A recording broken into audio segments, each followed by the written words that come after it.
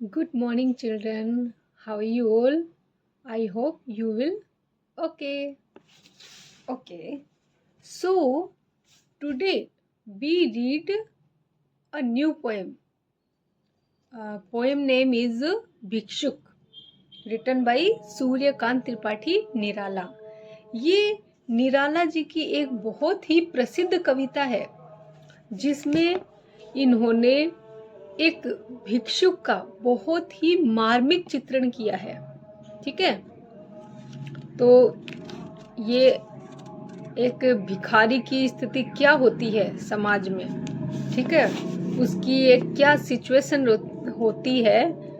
तो कुछ लोग क्या है उसकी भिखारी की स्थिति को समझ नहीं पाते हैं कि वो किन परिस्थितियों से गुजरता हुआ अपने हृदय को कैसे मसोसता हुआ, कैसे मतलब वो किसी के सामने हाथ फैला पाता है. तो उसी स्थिति का एक मार्मिक चित्रण किया गया है, तो उसको हम देखते हैं.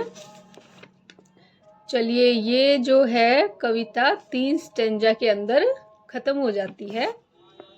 देखिए, पढ़ते हैं. वह आता 2 टूक कलेजे के करता, पछताता पथ पर आता. पेट पीठ दोनों मिलकर है एक, चल रहा लकुटिया टेक. लकुटिया मतलब लकड़ी, लकड़ी जो होती है ना, डंडा. मुट्ठी भर दाने को भूख मिटाने को, मुंह फटी पुरानी झोली को फैलाता. 2 टूक कलेजे के करता, पछताता पथ पर आता. तो इस कविता का हम अर्थ देखते हैं. इसमें कवि कहते हैं, सूर्यकांत त्रिपाठी जो निराला है वो कहते हैं कि वह आता, कौन आता? एक भिक्षुक आता, भिखारी आता. 2 टूक कलेजे के करता सॉरी, पछताता पथ पर आता. वह 2 टूक कलेजे के करना मतलब 2 टुकड़े करना. ठीक है, यहाँ पे 2 टुकड़े मतलब ये नहीं है कि उसको तोड़ दिया, मतलब अपना हृदय के अंदर दुख लेते हुए आता है. ठीक है, उसको मतलब भीख मांगते हुए कोई अच्छा नहीं लग रहा है, इसके लिए उसको कलेजे के 2 टुकड़े करना पड़ता है, मतलब मन मसोसना पड़ता है, अंदर से वो दुखी है. और पछताता हुआ पथ पर आता, पथ मतलब रास्ते पे चलता हुआ आता है. पेट पीठ दोनों मिलकर है एक. ये लाइन क्यों कही गई है? ये लाइन इसलिए कही गई है कि कई दिनों से खाना उसने नहीं खाया है, उसकी वजह से उसके पेट और पीठ एक होते हुए प्रतीत लग रहे हैं.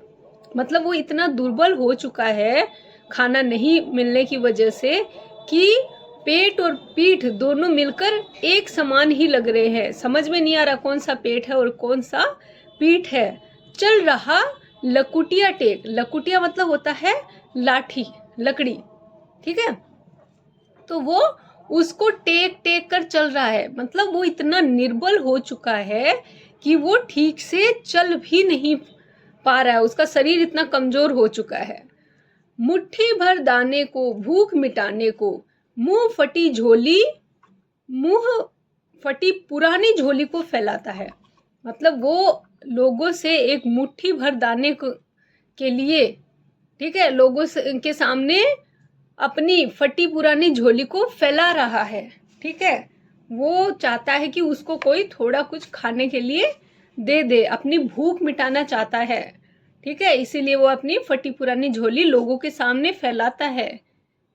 2 टूक कलेजे के करता, पछताता पथ पर आता. 2 टूक अर्थात वही अपने हृदय को मसोस कर वो लोगों के सामने हाथ फैलाता, भीख मांगता और पछताता और पथ पर चलता जाता.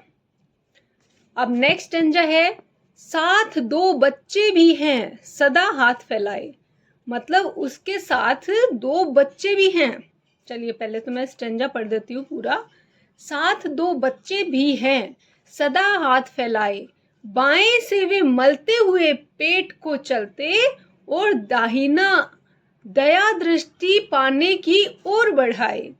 भूख से सूख होठ जब जाते, दाता भाग्य विधाता से क्या पाते, घूंट आंसू के बस पीकर रह जाते। इसमें निराला जी कह रहे हैं कि वो जो भिखारी चलते हुए आ रहा है ना, वो सिर्फ अकेला नहीं है, उनके उसके साथ में उनके दो बच्चे भी हैं, ठीक है, जो हाथ फैलाए हुए, मतलब भीख मांगने के लिए हाथ ही लोगों के सामने फैलाना पड़ता है ना, तो हाथ फैलाते हुए वो सामने से चले आ रहे हैं। बाएं हाथ से वो क्या करते, पेट को मलते, भूख लगती है तो ऐसे करते हैं ना, बाएं हाथ से मतलब पेट को मलते हैं, और दाहिने हाथ से दया दृष्टि पाने को, मतलब एक हाथ पेट पे है, एक हाथ दाहिना हाथ कैसे है, लोगों के सामने है कि कुछ खाने को दे दो, बहुत दिनों से भूखे हैं हम, तो एक तरह से दया दृष्टि उनकी पाना चाहते हैं वो। और उनकी हालत ऐसी हो गई है, कई दिनों से खाना नहीं मिला है उनको, तो भूख की वजह से उनकी हालत ऐसी हो गई है कि जो उनके होंठ है वो भी सूख गए हैं, ठीक है। अब वो क्या बोल रहे हैं आगे, दाता, दाता मतलब होता है देने वाला, भिखारी को कोई अगर कुछ देता है तो वो एक तरह से उसका दाता है।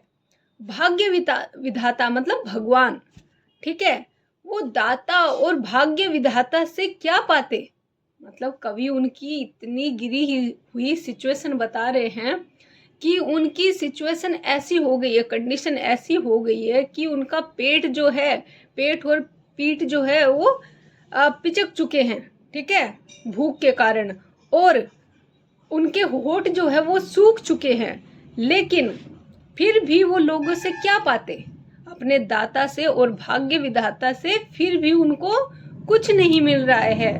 बस इसी कारण से वो घूंट आंसू के पीकर रह जाते, मतलब उनको अपना जो कष्ट है वो खुद ही सहना पड़ता है।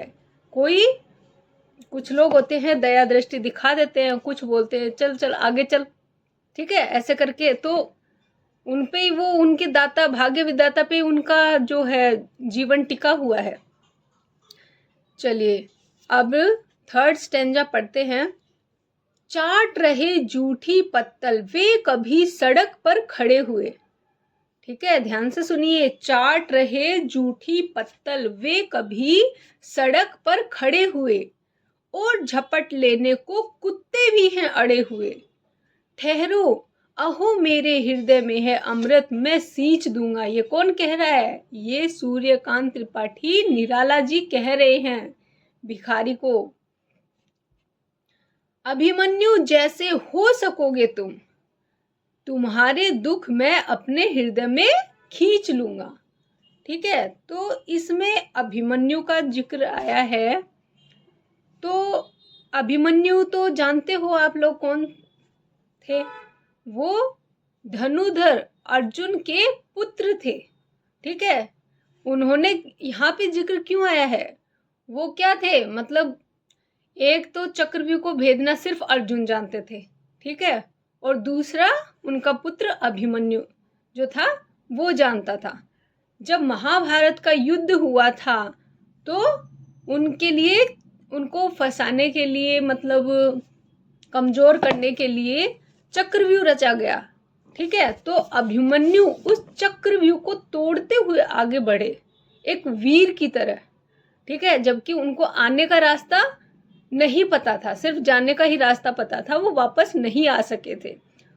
और आते भी, आने की भी कोशिश कैसे करते, क्योंकि बड़े बड़े महारथी थे महाभारत में कौरवों की तरफ से, उन्होंने सब ने मिलकर उसको घेर लिया था, इस वजह से वो वापस नहीं आ पाए।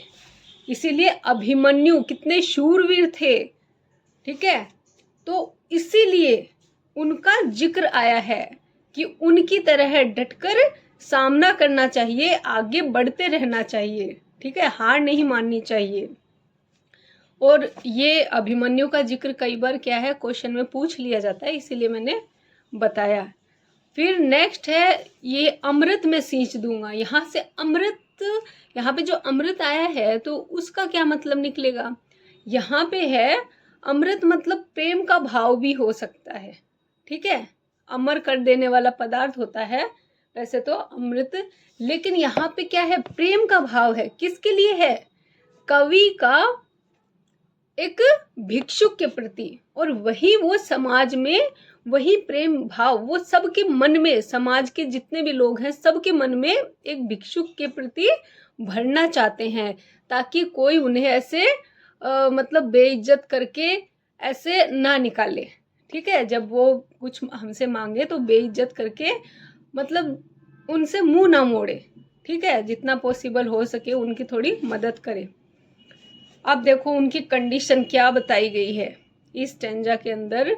उस एक भिखारी की जो कंडीशन है, स्थिति है, इतनी मतलब करुण बताई गई है, ठीक है, जिसमें क्या होता है कि एक वो मतलब जानवर से भी बदतर, ठीक है, जानवर से बदतर क्यों है? क्योंकि जिस जूठी पत्तल को, उनको खाने को तो कुछ नहीं मिला है, लेकिन जिन जूठी पत्तलों को, जो लोग ऐसे पहले लोग पत्तलों में खाना खाते थे तो उसको बाहर फेंक देते थे, तो उसी का बताया गया है कि जूठा खाना जैसे होता है ना, आज भी कुछ रेस्टोरेंट वगैरह में है या फिर किसी की शादी पार्टी होती है तो जूठा खाना रहता है, तो बाहर लोग क्या है, जैसे सॉरी कुत्ते वगैरह है तो उसको खाने के लिए तैयार रहते हैं।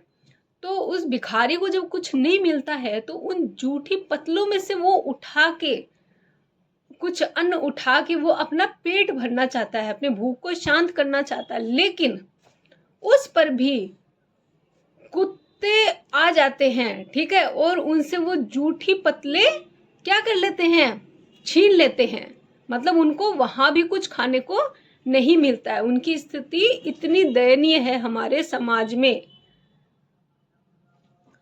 और आया है ना, झपट लेने को उनसे कुत्ते भी अड़े हुए, तो वो जो जूठी पत्तले खा रहे हैं तो कुत्ते क्या है, झपट कर उनसे वो पत्तले भी छीन ले रहे हैं। अब कवि कहता है अपने हृदय की बात, ठीक है, तो यहाँ पे बहुत ही मार्मिक चित्रण किया है निराला जी ने, और वो कहते हैं कि ठहरो, ठीक है, ये तो उनकी अब तक स्थिति बताई गई थी। अभी निराला जी के मन में क्या है, उनके प्रति कैसी भावना है, भिक्षुक जो भिक्षुक है या बहुत गरीब है उनके प्रति कैसी भावना है, वो उन्होंने बयां किया है कि ठहरो, अहो मेरे हृदय में है अमृत। मेरे हृदय में क्या है, अमृत। अमृत मतलब वो अमृत वाला नहीं, मतलब प्रेम भाव का अमृत, ठीक है, कभी न मरने वाला अमृत नहीं, कौन सा, प्रेम भाव का, करुणा का, दया का, ठीक है, ये अमृत है मेरे हृदय में, और उससे, उस अमृत से मैं तुमको सींच दूंगा। सींच दूंगा मतलब क्या होता है, मैं सहानुभूति क्या है मेरे अंदर भी मैं जगा रहा हूं, और मेरी इस कविता के जरिए मैं समाज के अंदर भी जगाऊंगा, मतलब सींच दूंगा वही जगाऊंगा। अभिमन्यु जैसे हो सकोगे तुम भी अभिमन्यु के जैसे महान बन सकते हो। जैसे मैंने बता दिया है कि अभिमन्यु की क्या कहानी थी, तो इसीलिए बोला है कि तुम भी है ना अभिमन्यु के जैसे महान बन सकते हो। तुम्हारे दुख में अपने हृदय में खींच लूंगा, अर्थात जितने भी तुम्हारे दुख हैं, दर्द हैं, मैं खींच लूंगा, और अपनी कविता के जरिए क्या करूंगा, लोगों तक पहुंचाने का प्रयास करूंगा। तो यही आज की हमारी कविता है। आई होप आप सबको पसंद आई होगी। अगर आई हो तो प्लीज़ लाइक कीजिए, कमेंट भी कीजिए और सब्सक्राइब भी कीजिए चैनल को, ठीक है। नहीं समझ में आए तो कुछ पूछिए कमेंट करके, और इस वीडियो को दोबारा देखने के लिए ट्राई करें। Thank you.